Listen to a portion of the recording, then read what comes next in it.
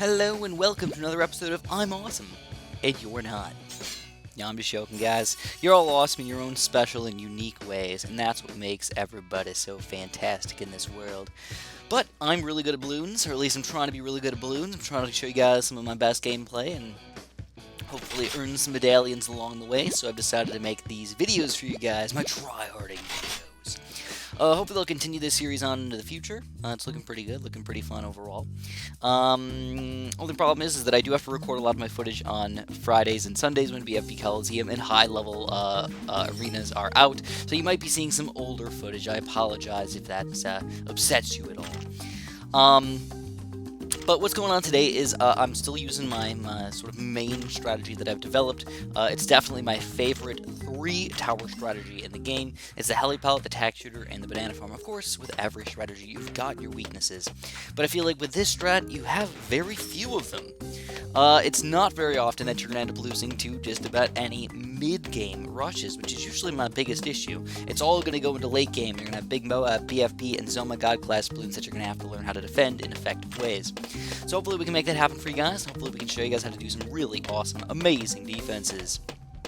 Anyways, with this strategy, what I love to do is love to get my 1-0 banana farm going, get my banana farm, pop in 2 sets of reds right away in round 2, and then start waiting to save up my money for a heli pallet.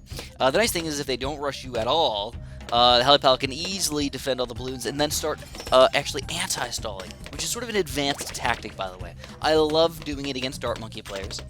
Let me try and explain what this anti-stalling thing is and why you should use it and when you shouldn't use it. So what anti-stalling is if you pop the natural balloons extremely quickly, then the rounds can go by quicker. So you might notice that it's round 4 now, and you can see that the timing of round 4 is at 1:30 or 1:31. Now it changes based on every single game. It's not the exact same timing of it. I don't remember the exact calculations or whatnot, but it has to deal with how fast both players pop the balloons, and takes into consideration how fast one player pops the balloons, so the other player can't just ice stall like they had problems with in Flash and in maybe even early mobile style gameplay. So, because of that, what you can do is you can sort of push the rounds a little bit quicker, and then you can start sending out higher class balloons even quicker. Now, if you've got your banana farms all set up and everything, it doesn't really matter how long the rounds are, because the banana farms are going to give the exact same amount of money on every single round. So that's why it's a super duper beneficial thing to just start, pushing balloons out faster against Dart Monkey players, because you can still get your second banana farm around the same time as the Dart Monkey player, but you can set out crap tons of pinks right away on round 4 and usually cause havoc for them. We're talking 20, 30, 40, 50, 70, I've even seen 100 lives gone on round 4, 5, and 6 if they get really greedy with it. So we got another Yellow Rush coming out against this guy. Again, I'm an aggressive player, guys, so even though he's gotten more banana farms than me, I've got the huge Yellow Rush coming in here, and I'm not letting up, guys. I am not letting up. I'm going to keep on pushing. He's losing lives down to 67. Keep on going, buddies. I finally run out of money to actually keep on rushing here, but we don't force a battle energy, which was kind of ridiculous to me. And we see a reversal of fortune right here. He's going to come back at us with another Yellow Rush, but we get the 2-3 Blade Shooter up to defend these group balloons, and we easily defend a grouped balloon craziness rush with balloon energy. This guy's down to 40 lives, so he's in the danger zone right now. For sure. That's why we're going to keep on being aggressive. He tried to counter us with a kill rush, and because of that, he's got to either sell banana farms or do something to survive here. But these pink balloons are devastating. These white balloons are even more devastating. Can he take them down? And he's going to end up maybe losing to the white rush. Possibly too greedy, possibly just an outplay or something, but we completely owned that guy. It was a great game, don't get me wrong. He tried to do some really nice counter rushes with that Yellow Rush against my heli pallet, but I was ready for it. I knew what to do, and I got my attack shooter up, and because of that, he had no money to defend. Alright, JV, let's go, buddies. Again, similar strategy. We're going for the farm attack heli pallet strat. Let's see what this guy does, though. I do usually play based on what my opponent is doing. I don't automatically do the same strategy every single time. Sometimes I do attack shooter start if we don't see any banana farms. Sometimes I do end up doing a big chunk of balloons against somebody if they build something like a ninja. Ooh, baby. You know, it might actually be worth it to rush on round 4 here. Ooh, Snarfalicious, man. Let's think about it. Let's think about it. Because ninjas are obviously really bad against group balloons. Even worse than the Helid Palette. So, you know, even though they're super duper powerful in the mid and late game, they're not that good in the early part of the game here. So what I want to do though is I want to get my second banana farm going. I feel like once you get a second banana farm, you're going to start like making real monies. So let's see. Looks like I'm going to do my second banana farm first. And, of course, this is a post-commentary, so I don't remember exactly what I did. I'm sort of just... It's kind of cool, actually, to do post-coms, because I don't always remember what I was doing. So it's almost like I'm just watching two random players play. Though I know kind of what one of the players is thinking. Generally, I do the same thing in most situations. So we do end up going for a blue rush here with Balloon Energy against this ninja player. We saw the banana farm pop out, and we're like, this guy's getting greedy up in here. We got to stop him. Put him in his place over here. So we knocked him down a notch, and we made him get a 3rd-tier ninja, and not only that, but with a battle energy as well. And now for round 6, he's not going to have any battle energy left over. So we're going to keep on rushing here, but he does do a counter rush against us. Well played, but it's not that gigantic. It's just enough for us to be like, I don't know, I should keep on green rushing or what. So if one of us is going to get hurt here, I'm going to battle energy. I get the quad darts up here as well, and we easily defend on our side. He's struggle-lugging like crazy, though. So yeah, even though we had to use a battle energy, he used battle energy and lost like an extra 50 lives on top of that. So again, just outplayed. Banana farms, pretty even on that note. But with our 350 income, even though it's only 100 more, it does make a big difference by the time you get to mid and late game here, guys. Getting early 100 income is nice. Leads to an amazing income in the late game. Anyways, now I'm finally getting my Taxer up in here. I'm going to go for another rush up in here. He doesn't have the Lightning Wizard yet, but we see it finally pop up right when we see our gigantic Yellow Rush coming up. But again, all we had to do was make him spend another $1,200, and we can kind of take advantage of that. If he's going to let us, I'll farm. Sadly, you know, I do like to make sure that I'm at least prepared for those lead balloons. So if I'm not feeling up to the task, I'll often just get the Helid Palette up to 3rd tier.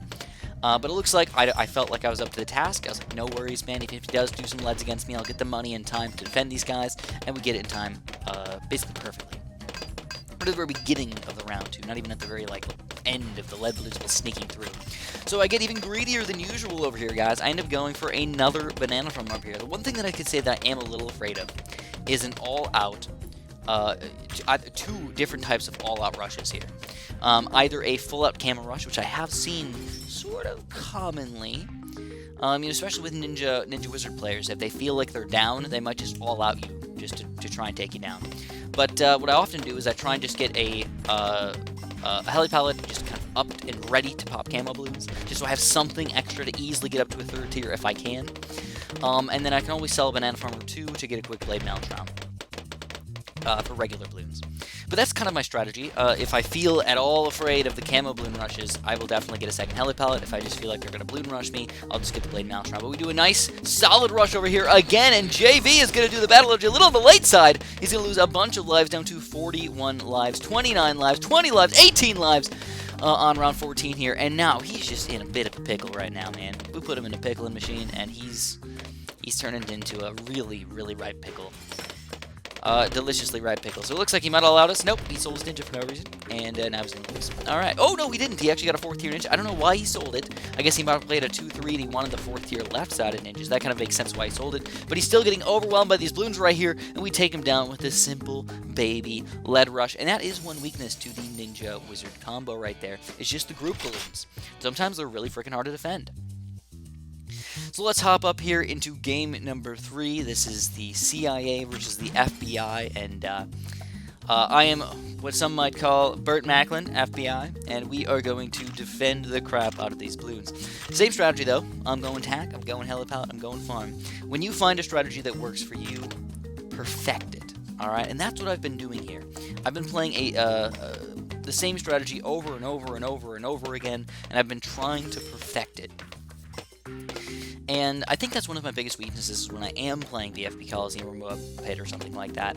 I generally don't try to play the same strategy over and over again and perfect it. I generally try and mix my strategies up a lot and have some more fun with it. And actually, even though I do enjoy doing that, I actually have not been having a bad time whatsoever.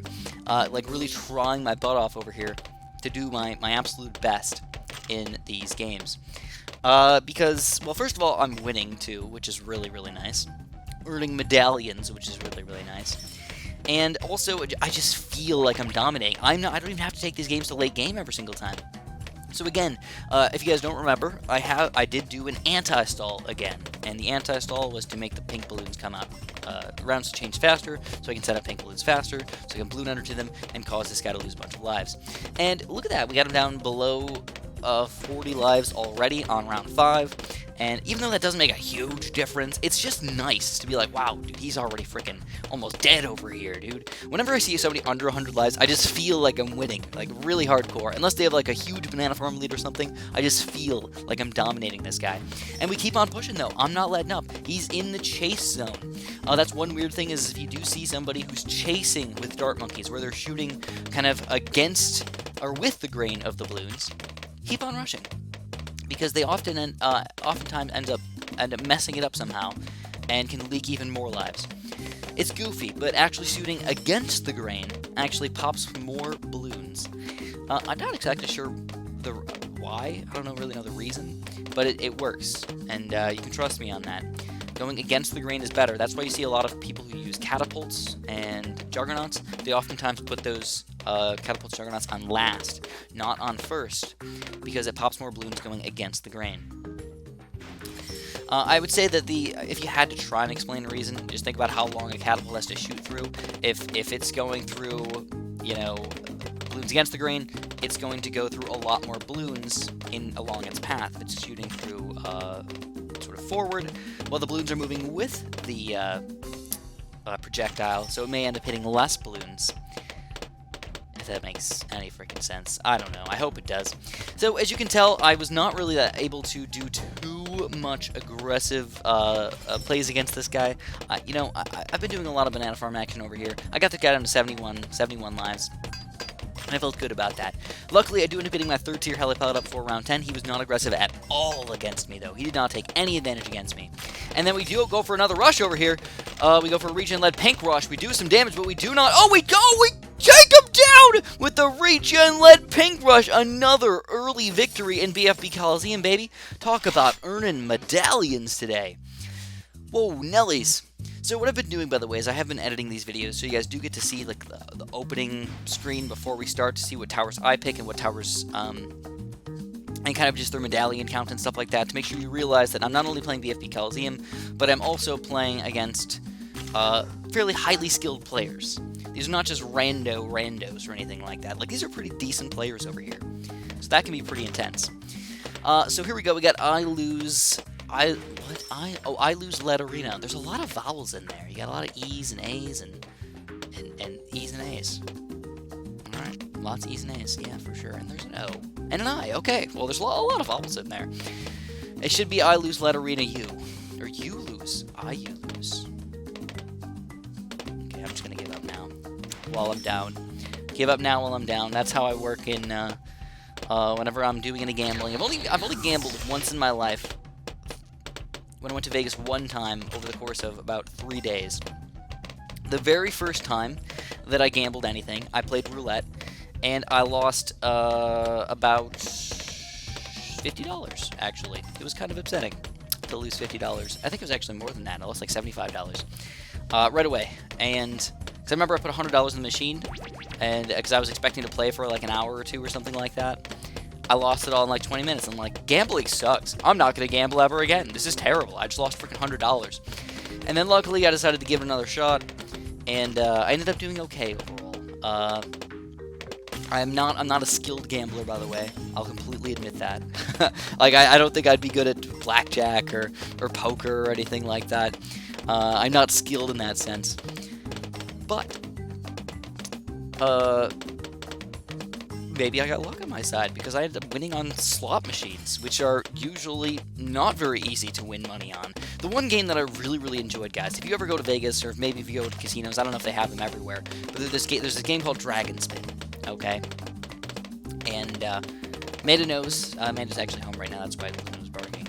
But, Amanda knows I love Dragon Spin, because I ended up, basically what I would do is I would look for a machine that people ended up leaving with, like, very low amounts of money on. Not the people who left with, like, $300 or something, because you get to see at the bottom, like, what people left with last time. So I'd always pick the machines where people left with, like, $0 or 0 credits or whatever, and I would play on that thing for 10-15 minutes. And almost every single time, I somehow ended up like $20. I don't know how the heck it worked, but it did.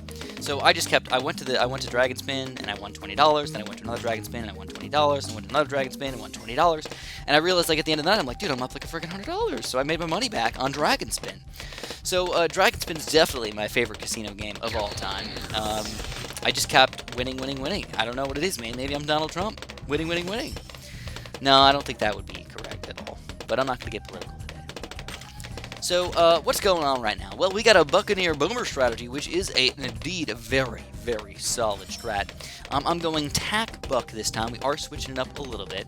I do feel like the Heli Pilots are better than the Buccaneers, but the Buccaneers are more fun, and they're better against the BFBs and stuff, which are actually going to be a huge problem on this map for me. So I end up getting my cannon ship over here, but we're struggling against these lead balloons. He's going to go for leads and regens and everything. Can we get enough popping power over here? So I have to go for another blade shooter to just help myself pop these balloons. And with all of that action right there, we do end up surviving, but we're down to 60 lives. We're down 1 less life than him. So even though I feel like we were winning the entire game, we were finally back down into even. So at the very least, I'm going to force a camo lead run on this guy. I'm going to make him buy a cannon ship. It's not a super crazy thing to do, but forcing that can be kind of nice. He gets the cannon ship up. I try for a couple zebras underneath that thing, but he ends up popping a destroyer up as well. So great defense from this guy, but I'm still afraid of those balloons, man. If he does like a full-out cannon rush or something like that, I might not be able to survive. I think it's very similar to the Heli Pilot. It's just that you can't pop full-out camos if they do like a crazy $7,000 camo rush. You'd have to get all the way up to an aircraft carrier and still maybe not be able to defend. I think even with like 3 destroyers, you probably can't stop full-out camo rushes. And another problem, though, is the fact that they're just camo leads. Oh, and here we go. He's going to go for another lead rush against me. So right away, I don't even give it a chance to build up and start regenning over here. I just start rushing over here. I end up selling a banana farm to get a Blade Maelstrom over here. I don't know if that was the right play. I probably should have got a destroyer first, but I had a Blade Maelstroming over here, and we're just about to lose the game. The Blades are going to barely end up defending over here, and we're down to 16 lives, but we're still alive. Absolutely delicious. Now, sadly, we're way down on banana farms. Way freaking down. I know I've got 459 income, but that's not going to matter in the long term here, guys. Absolutely not. The nice thing is I do have a Blade Maelstrom. I should probably sell that guy for a 3rd-tier banana farm, but I'm afraid of the Moabs. I'm down to 16 lives. I can't play too dangerous, else I'm just going to automatically lose. Another sad thing is that I can't do any BFB rushes against this guy either. I could try for like a BFB Moab combo, but that's a little bit of a sticky situation to do. So just thinking out loud here, I'm probably going to end up going for Zone of Gods. And here it is, guys. We see a Moab come out, and I probably shouldn't have battle energy, but I did. And now I'm stuck in a rut. No battle energies. Down to 16 lives. Down on banana farms. How the heck are we possibly going to win this game? Well, let's try a Camel Lead Rush. And it completely, utterly fails right there. He had the turbocharge all ready to go. Don't even know why I didn't think about that, to be honest.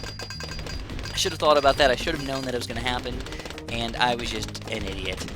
So again, another bad play from Chris. Maybe we can end up coming out on top, but we have to make some really crazy plays up in here to defend, man. So let's hope for the best. You guys know me. I'm not usually a giver-upper, unless, like, there's a for sure no chance of me winning. You know, I do my gigantic all-out, so my god, craziness rush, and he's got Apache Dart ships and stuff to defend. That's the only time that I don't end up keep playing, is when I just, like, know that they're just toying with me and messing with me. But other than that, even though it seems like we're on the downturn here, we still have a chance. And I'm going to take my chances and keep on playing up in here. So, similar strategies from both of us, by the way. You know, you've got the boomerangs on his side and the tacks on my side. The tacks are kind of the balloon popping power, the boomerangs are kind of his balloon popping power, and the destroyers are sort of his cleanup. Now, the difference is that he's got camo lead popping power with his turbochargers. You know, I could do like another small camel lead rush or something, but I just feel like it's going to turbocharge so easy, it's just like wasting me money. So I don't even want to try. I don't even want to do like a single camel lead. Like, it's not worth it. So the problem on my side, though, is that I definitely have to get good popping power. And right now, it's the cannon ships. especially if I need camo lead popping out. So we ended up deciding, you know what, screw it, man, I really want the 4th tier banana farm and stuff like that, but I think we're going to have to go for a ring of fire here to defend the group balloons, as well as just in case any sort of crazy lead balloons come out. And then we see it, man. We see the 4th tier banana farm pop into existence, and that's obviously really upsetting for me. So we only got one chance left. We got 4 banana farms. He's got 1 4th tier. He's going to be making bank over here. If we go into the late game, it's not going to work out for us. So we got to go for it, guys. Go all out with this, oh my god, rush. Now, sometimes it's actually bad to go for rushes too quickly, because you can basically kill everything first and then start killing the oh my god. So you want to wait until the oh my god's almost dead, because we don't want him to get those 2-4 Buccaneers. So we see a bunch of turbocharges popping out to defend the Moabs. I'm down to 1,900 bucks over here. If he goes for these 2-4 Buccaneers and he insta-kills that oh my god right there, this is going to be real bad for us. He turbocharges over here to pop this oh my god lair. That might even be a bad idea, though, because he's going to pop it too quickly. He's going for the 2-4 Buccaneers, but he can't quite afford it yet. He's trying to buy some turbocharges up in here. It's getting real freaking tight. We go for some more balloons. We're about to lose the game on our side, but this is getting crazy. He sells and pops this oh my god lair, though. We're barely going to survive over here. We lose even more lives, but we do end up taking these things down, and he can't pop the Moabs, and the turbocharges are not enough. Talk about a crazy game right there, man. So, of course, if you guys enjoyed the video, make sure you press that like button for me. Subscribe if you haven't. And, of course, have a super duper delicious day.